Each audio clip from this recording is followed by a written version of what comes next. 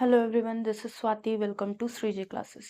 तो हम लोगों ने कंप्लीट कर लिया था क्या, periodic table, modern periodic table. ठीक है, मॉडर्न पीरियोडिक टेबल कंप्लीट करने के बाद हम ट्रेंड्स कर रहे थे, किसके, जो पीरियोडिक टेबल में कैसे वर्क करते हैं। ठीक है, तो हम लोगों ने क्लासिफिकेशन ऑफ एलिमेंट्स में पीरियोडिक टेबल का जैसा स्ट्रक्चर है, कौन से लॉ पे वो बेस करता है, ये सारी चीज़ें कर ली थी। अभी हम लोग ट्रेंड्स पे बात कर रहे थे, ट्रेंड्स में भी एटॉमिक साइज पे। ठीक है, एटॉमिक साइज या एटॉमिक रेडियस पे, एटॉमिक साइज और एटॉमिक रेडियस पे हमने बात कर ली थी factors affecting the atomic size. ठीक है, जिसमें फर्स्ट फैक्टर हम क्या कर रहे थे, फर्स्ट फैक्टर था इफेक्टिव न्यूक्लियर चार्ज। ठीक है, जो इफेक्टिव न्यूक्लियर चार्ज है वो बेसिकली क्या है, पॉजिटिव चार्ज है, जो उसके आसपास जितने इलेक्ट्रॉन हैं, नेट पॉजिटिव चार्ज है या नेट फोर्स है जो आसपास के इलेक्ट्रॉन को अपनी तरफ खींच रहा है। जितना ज़्यादा, जितना अच्छा ये चार्ज होगा, उतने ही अच्छे से वो आउटर या वैलेंस इलेक्ट्रॉन को अपनी तरफ अट्रैक्ट कर पाएगा या खींच पाएगा। ठीक है, और जो इलेक्ट्रॉन्स फर्स्ट या सेकंड लेयर में होते हैं, या फिर मतलब जितने भी इनर शेल्स वाले इलेक्ट्रॉन होते हैं, वो क्या करते हैं, एक तरह से कवर बना देते हैं, एक शील्ड बनाते हैं, जिसकी वजह से जो आउटर इलेक्ट्रॉन्स होते हैं उनको उतना फोर्स या उतना फोर्स ऑफ अट्रैक्शन फील नहीं होता है। ठीक है, तो हम फर्स्ट लिख लेते हैं कि जेड इफेक्टिव चार्ज होता क्या है।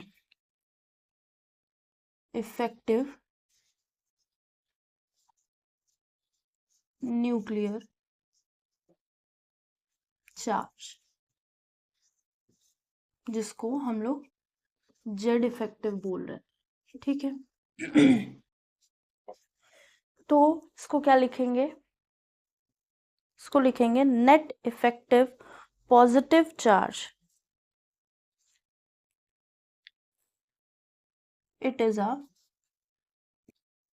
Net effective positive charge of atom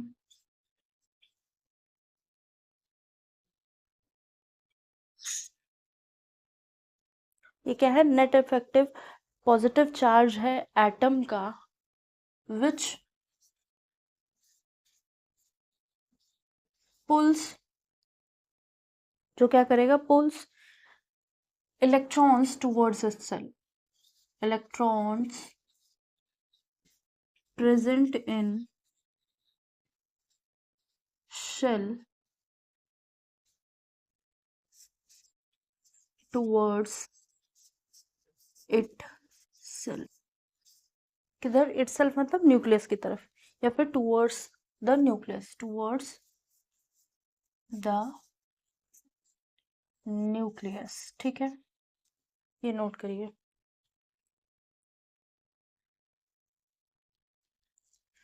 ठीक है, तो ये था हमारा इफेक्टिव न्यूक्लियर चार्ज। इसका हमने रिलेशन स्क्रीनिंग इफेक्ट के साथ बता दिया था। तो तीनों रिलेशन, प्रिंसिपल क्वांटम नंबर के साथ रेडियस का क्या रिलेशन है, इफेक्टिव न्यूक्लियर चार्ज के साथ रेडियस का क्या रिलेशन है, और स्क्रीनिंग इफेक्ट के साथ क्या रेडियस का रिलेशन है। जो ये न्यूक्लियस है उसमें पॉजिटिव चार्ज जितना भी है, वो जो फर्स्ट इलेक्ट्रॉन्स होंगे, फर्स्ट शेल में जो इलेक्ट्रॉन्स होंगे उसको अपनी तरफ खींचेगा। ठीक है, जो सेकंड या थर्ड शेल होगी उसमें भी कुछ ना कुछ इलेक्ट्रॉन्स होंगे। जब इनमें इलेक्ट्रॉन्स होंगे तो इनके बीच में रिपल्शन होगा, और ये एक तरह से कवर कर रहे हैं किसको, न्यूक्लियस को। जब कवर कर रहे हैं तो ये एक तरह से न्यूक्लियस को, जो पॉजिटिव चार्ज है उसको प्रोटेक्ट कर रहे हैं, शील्ड कर रहे हैं, जिसकी वजह से जितना इनके ऊपर पॉजिटिव चार्ज फील हो रहा है इस न्यूक्लियस का, उतना इन इलेक्ट्रॉन्स पे नहीं पॉजिटिव चार्ज फील हो रहा होगा। और अगर बाहर बढ़ते हैं और बाहर के इलेक्ट्रॉन की बात करते हैं, तो अब जितना effective nuclear charge in electron पे लग रहा होगा, उससे कम इफेक्टिव चार्ज इन इलेक्ट्रॉन्स पे लग रहा होगा। ठीक है, ठीक है। तो मतलब धीरे धीरे बाहर जाते ही बाहर ये न्यूक्लियर चार्ज का इफेक्ट बाहर देखने पर क्या होगा, कम होता जा रहा। तो एक तरह से ये इलेक्ट्रॉन्स जो हैं वो शील्ड कर रहे हैं हमारे न्यूक्लियस के पॉजिटिव चार्ज को, that is called as effective nuclear charge. ठीक है।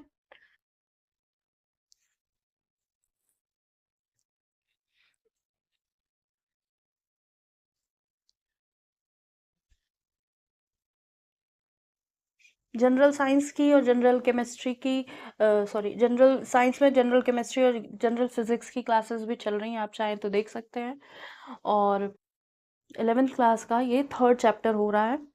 और जुलाई के जैसे ही जुलाई एंड होता है, अगस्त के फर्स्ट वीक से ही न्यूमेरिकल भी स्टार्ट कर दिए जाएंगे, क्योंकि न्यूमेरिकल का पोर्शन अभी आई थिंक 5 to 6 चैप्टर्स हो गए हैं, फिर वो एकदम से बढ़ते ही जाएंगे, तो लास्ट में हम लोग कर नहीं पाएंगे इतना ज़्यादा। मतलब कर लेंगे लेकिन वो बर्डन आप लोगों के ऊपर हो जाएगा। ठीक है, तो पहले ये कंप्लीट कर दे, जैसे ही 5 to 10 डेज के बाद हम स्टार्ट कर देंगे हर संडे एक क्लास न्यूमेरिकल की। ठीक है, वो 1 आवर से 1 आवर तक की होगी, जिसमें 6 to 7 क्वेश्चन या 10 क्वेश्चन जैसा रिक्वायरमेंट होगी वैसे क्वेश्चन कराए जाएंगे। ठीक है, एनसीईआरटी के होंगे सारे।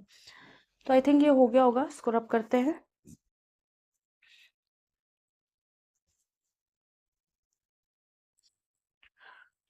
तो हम लोगों ने हेडिंग डाली थी, एक minute, effective nuclear factors affecting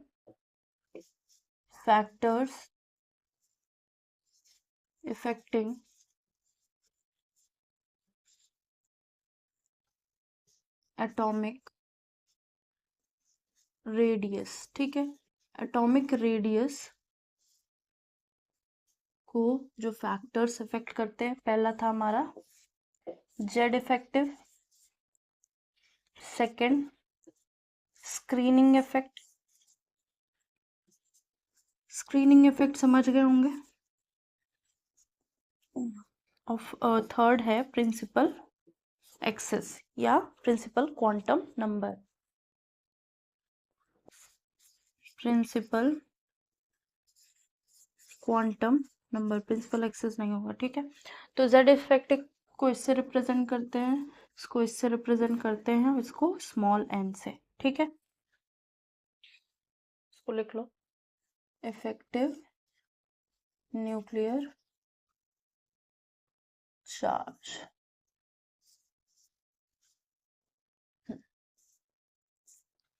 तो अब ये कैसे वर्क करेगा, तो effective nuclear charge is inversely proportional to radius of atom. ठीक है, जब हम रेडियस की बात करेंगे तो एटम इतना छोटा है, इतना साइज में छोटा है कि उस एटम को, ठीक है, उस एटम का साइज हम मेजर नहीं कर सकते। ठीक है, मेजर नहीं कर सकते, तो जब मेजर नहीं कर सकते तो हम लोगों ने रिस्पेक्टिव मैनर ढूंढे कि कैसे कैसे मेजर किया जाता है। ठीक है, तो एटम्स मॉलिक्यूल के जो इंटरन्यूक्लियर डिस्टेंसेस थे, या मॉलिक्यूल के बीच में जो गैप था, या मॉलिक्यूल का जो आउटर स्फीयर था उससे दूसरे मॉलिक्यूल का डिस्टेंस था, तो इस तरह फाइंड आउट किए गए। ठीक है, तो जब रेडियस की बात करेंगे तो क्या होगा कि वो एटम के रेडियस की बात कर रहे होंगे, और एक तरह से ये माना गया, देखिए जैसे दो ये एटम है, तो इस एटम का केवल न्यूक्लियस वो नहीं लिया गया रेडियस, उसको ऐसे किया, दो मॉलिक्यूल फॉर्म में था, तो अब यहाँ से यहाँ का डिस्टेंस ले लिया, तो ये डी आया, और डी क्या हो गया, d/2 करेंगे उसको r ले लेंगे, तो इस तरह से मेजर किया गया। ठीक है, तो ये है इफेक्टिव न्यूक्लियर चार्ज जो है वो रेडियस के इन्वर्सली प्रोपोर्शनल है। जब रेडियस के इन्वर्सली प्रोपोर्शनल है तो मतलब जेड इफेक्टिव अगर बढ़ेगा तो हमारा रेडियस ऑफ एटम डिक्रीज करेगा, तो साइज भी डिक्रीज करेगा। तो Z effective increases, R decreases, so atomic size decrease करेगा। ठीक है, अब स्क्रीनिंग इफेक्ट की बात करेंगे, तो स्क्रीनिंग इफेक्ट देखा था, ये इन्वर्सली प्रोपोर्शनल था, z effective is inversely proportional to 1/σ। ठीक है, स्क्रीनिंग इफेक्ट से। तो जब सिग्मा बढ़ेगा तो जेड इफेक्टिव घटेगा। अब जब जेड इफेक्टिव घटेगा तो क्या होगा, रेडियस हमारी बढ़ेगी, आर की वैल्यू बढ़ेगी, एटॉमिक साइज बढ़ेगा।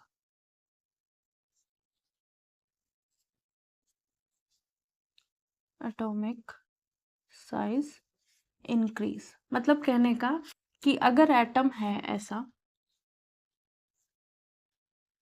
और ये इलेक्ट्रॉन इतना इफेक्टिवली वो नहीं कर मतलब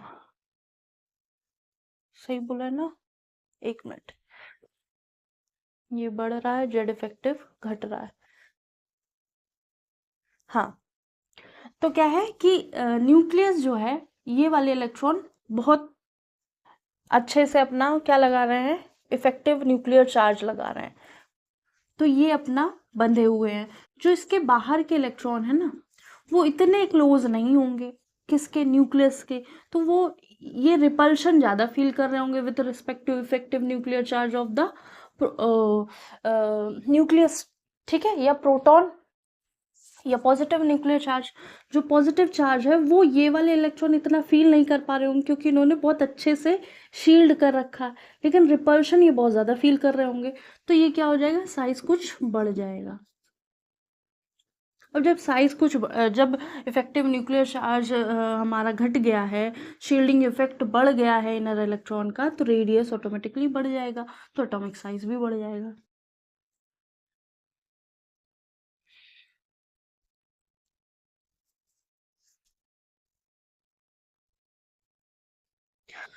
ठीक है,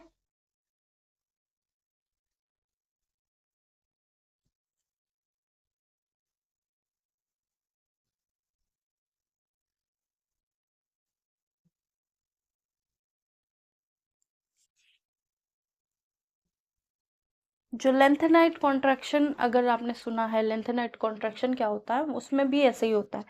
जो एफ ब्लॉक के एलिमेंट्स होते हैं उनका जेड इफेक्टिव बहुत बढ़ जाता है।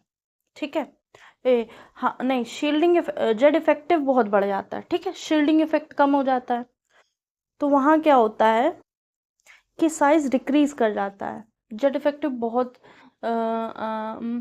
क्या बोल रहे थे, हाँ, जेड इफेक्टिव बहुत बढ़ जाता है ब्लॉक का, और शील्डिंग इफेक्ट कम हो जाता है।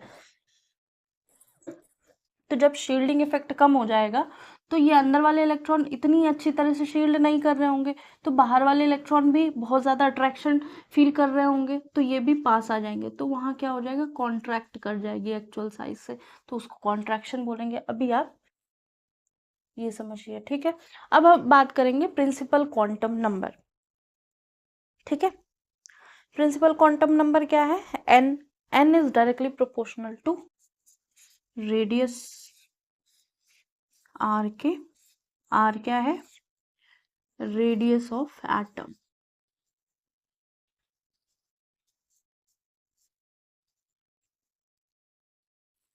ठीक है, तो एन क्या है, एन एक तरह से शेल का नंबर है, के एल एम एन ऐसे है ना। तो एन जैसे बढ़ेगा, एन बढ़ेगा तो आर भी बढ़ेगा, रेडियस ऑफ एटम बढ़ेगा और एटॉमिक साइज बढ़ेगा।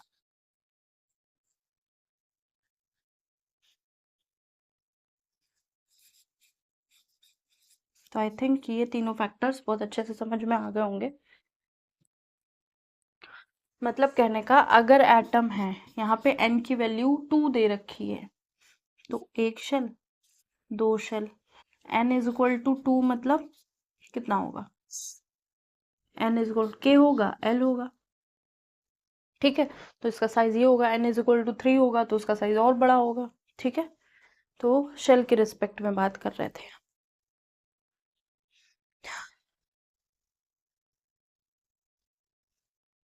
ये वाला अलोंग पीरियड वर्क करेगा, अलोंग पीरियड। ठीक है, और प्रिंसिपल क्वांटम नंबर किधर वर्क करेगा, ये डाउन द ग्रुप वर्क करेगा, डाउन द ग्रुप। ठीक, तो ये ध्यान रखना। जब पीरियड की बात करेंगे तो जेड इफेक्टिव की बात करेंगे, जब ग्रुप की बात करेंगे तो प्रिंसिपल क्वांटम नंबर की बात करेंगे।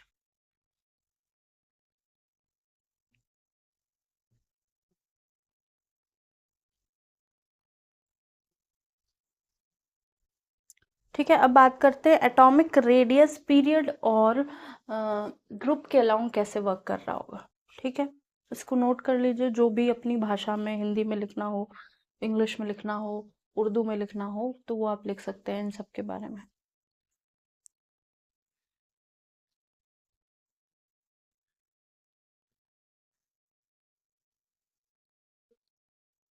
ठीक है, इसको रब करते हैं।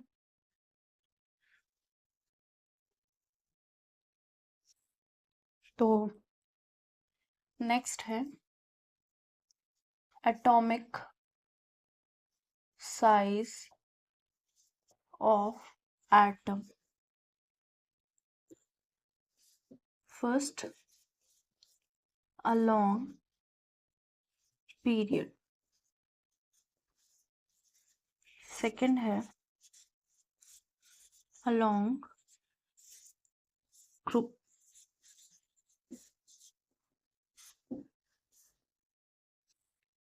तो एटॉमिक साइज ऑफ एटम क्या है, हमको पीरियड और ग्रुप के अलोंग देखना है। ठीक है, कुछ एक्सेप्शन है, पहले हम जनरल बात करेंगे। जनरली क्या हो रहा है,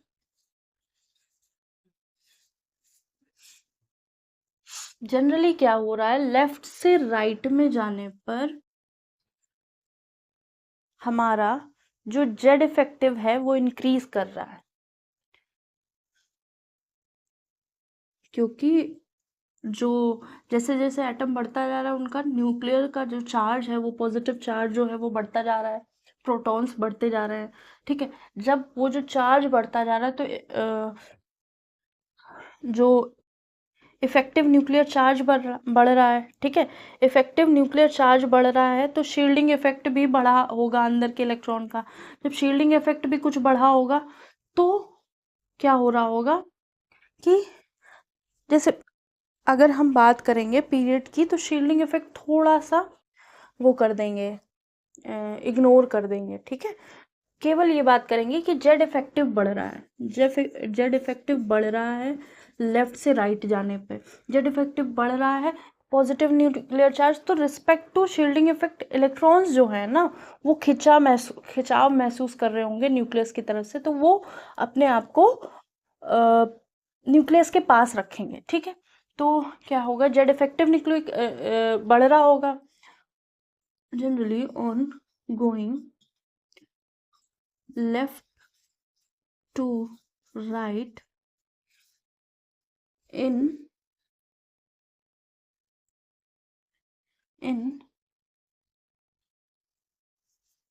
period,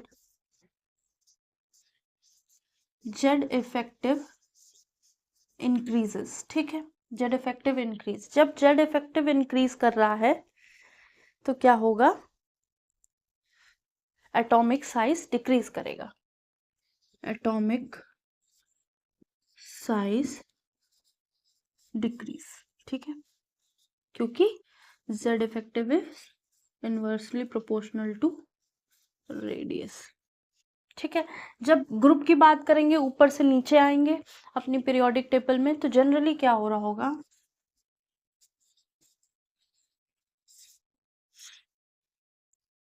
तो जनरली यहाँ पे साइज बढ़ रहा होगा। ठीक है, क्योंकि यहाँ पे एन की बात हो गई है। हाँ, on going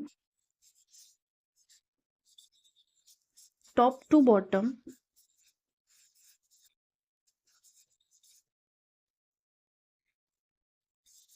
in group, in group of periodic table, atomic size increases as value of n increases। ठीक है, तो ये बात ध्यान रखिए, डबल मतलब ये ऊपर को साइन है मतलब इंक्रीज करेगा, नीचे को साइन है मतलब डिक्रीज करेगा। ठीक है, तो ये बात समझ ली थी क्योंकि हमने कहा था n is directly proportional to atomic size. तो साइज n बढ़ रहा है, डाउन द ग्रुप जाने पीरियड में तो सबका n सेम है ना, पीरियड में सबका n सेम है ना, तो वहाँ n की बात नहीं करेंगे, वहाँ हम इफेक्टिव न्यूक्लियर चार्ज की बात करेंगे। और ग्रुप में सबका n बढ़ रहा है, तो n बढ़ रहा है तो एटॉमिक साइज भी बढ़ेगा।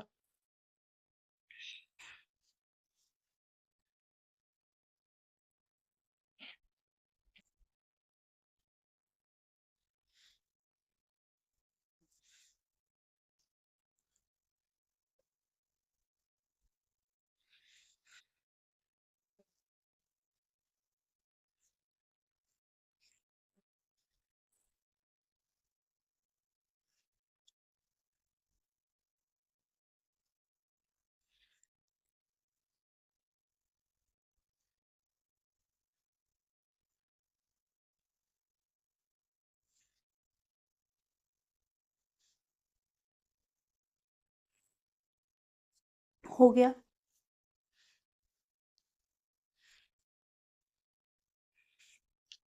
इसको रब करते हैं, नेक्स्ट आगे की चीज देखते हैं। अब एक एक्सेप्शन यहाँ पहले ही लिखेंगे नोट करके, जो 18th ग्रुप के एलिमेंट हैं उनका साइज ज़्यादा होगा विथ रिस्पेक्ट टू उनके पहले जितने भी एलिमेंट हैं, क्योंकि जो 18th ग्रुप एलिमेंट है वो नोबल गैसेज है और उनके बीच में वंडरवॉल फोर्सेस लगेंगी। ठीक है, तो जैसे ये ऐसे कोई बना है तो कोवेलेंट फोर्स है, और अगर ऐसे ऐसे कुछ है दूर दूर है तो इनके बीच का डिस्टेंस तो ये d लिया गया। ठीक है, और ये कंबाइंड वे में रहती भी नहीं है, तो इनका r d/2 ये मोर होगा देन इनका r, दैट इज d/2, ये भी तो d/2 है ना। तो जो हमारी जो एलिमेंट्स हैं लेफ्ट साइड वाले वो ऐसे होंगे, और जो एलिमेंट्स है 18th ग्रुप के उनके बीच में ये वंडरवॉल फोर्सेस होंगे।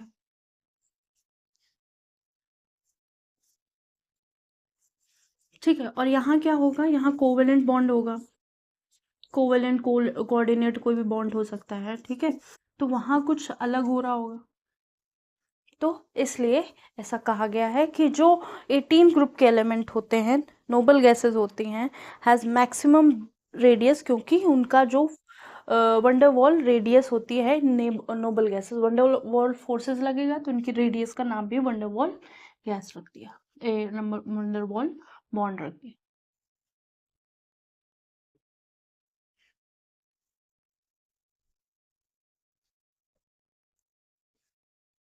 इन आ पीरियड,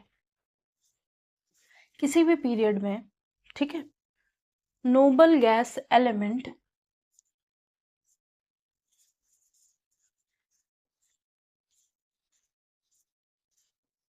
has maximum radius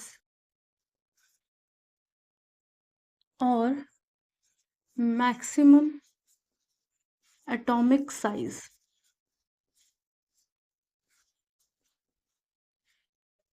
ठीक है, या तो मैक्सिमम रेडियस बोलेंगे या मैक्सिमम एटॉमिक साइज होगा, क्योंकि because there is van der Waals force between the atoms of the, because there is a van der Waals force और bond between the atoms of noble gas। ठीक है,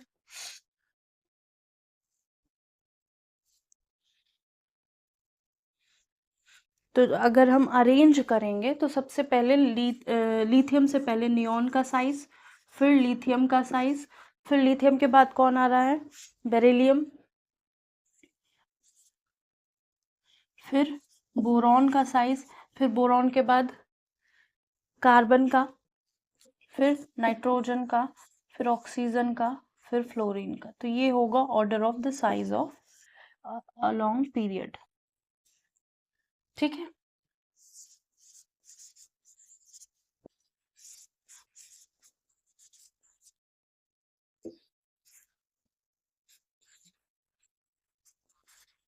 ठीक है, तो इसको नोट कर लीजिए।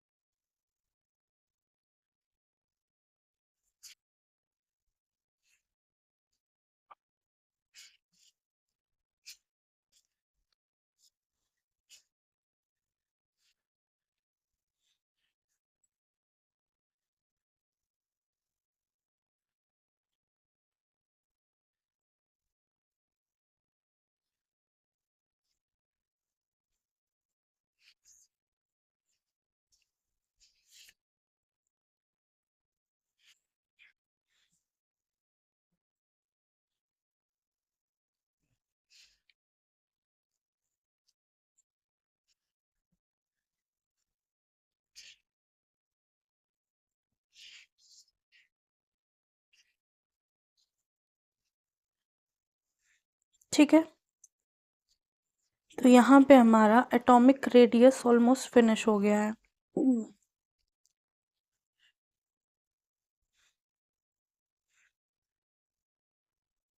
और भी एक्सेप्शंस हैं, क्वेश्चन आएंगे तो कराएंगे। एक और एक्सेप्शन लिख सकते हैं, जो 3D 4D और 5D सीरीज है, ठीक है, उनमें ऑलमोस्ट सिमिलर साइज होता है। तो साइज ऑफ 4D सीरीज लिख दे यहाँ पे नीचे, हाँ जगह है, एक मिनट, सॉरी। तो यहाँ लिख सकते हैं, एक्सेप्शन में ही सेकंड पॉइंट है,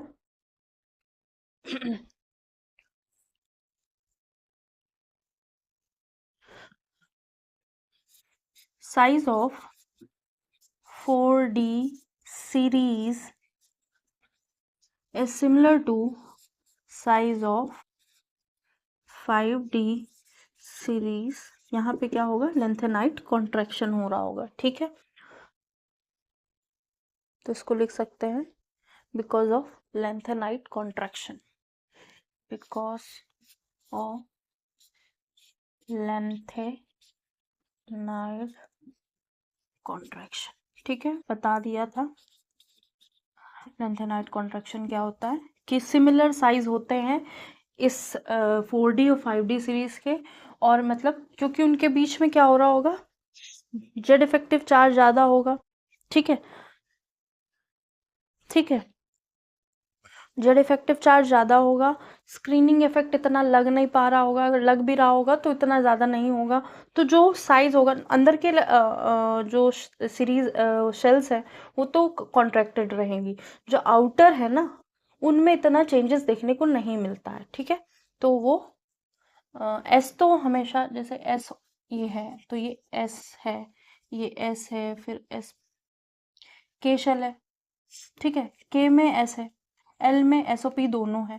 ठीक है, तो जो एस है वो ज्यादा न्यूक्लियस की तरफ होगी देन अदर। ठीक है, तो यहाँ पे ऑलमोस्ट सिमिलर साइज देखा जाएगा, क्योंकि जैसा अंदर लगना था लग गया। ठीक है, अब जो बाहर के हैं जो शेल्स हैं ये, इनकी एनर्जी ऑलमोस्ट सिमिलर हो जाती है। ठीक है, जो पास पास बहुत रहते हैं, जब पास पास बहुत रहते हैं तो इनके सिमिलर साइज देखने को मिलेगी। ठीक है, बाकी अगर लेंथेनाइट कॉन्ट्रैक्शन कहीं अलग से पूछा गया तो फिर से एक अलग से इसका बना देंगे, क्योंकि उसको समझने में थोड़ा उसको 20-25 मिनट टाइम चाहिए उसके लिए। ठीक है, वो भी करा देंगे।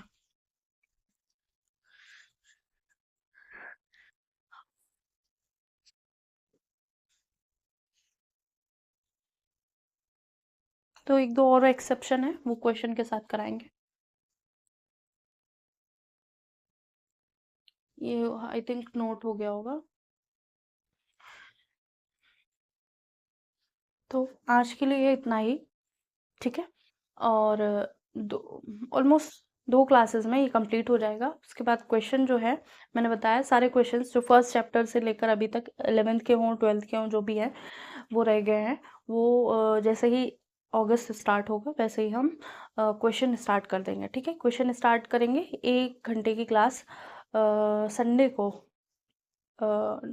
जो आफ्टरनून वाला टाइम है उसमें, या फिर मॉर्निंग में 12-11 बजे के आसपास वो आ जाएगा आपके लिए, ठीक है।